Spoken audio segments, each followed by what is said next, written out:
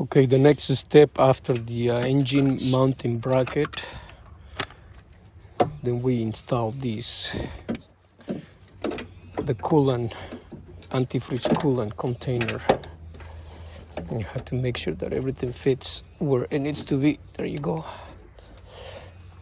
Right there.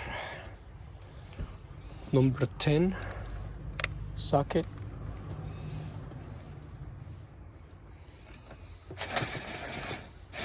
Because you want to go slow and not too tight, because these are so flimsy, tiny pieces that you can strip them very easy.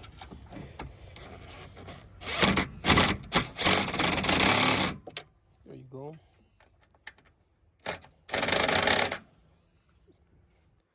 That's all it's needed, and then we need to secure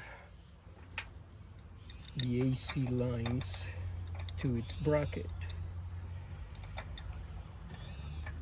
And this one should be fairly easy to install too. Right there.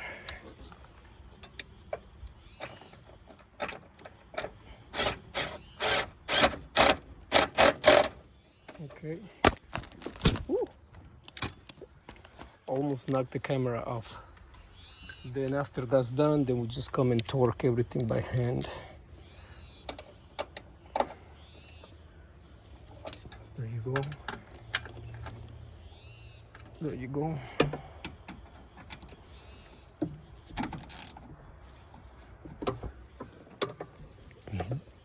And there you go. This thing is nice and secure. Okay, one more done.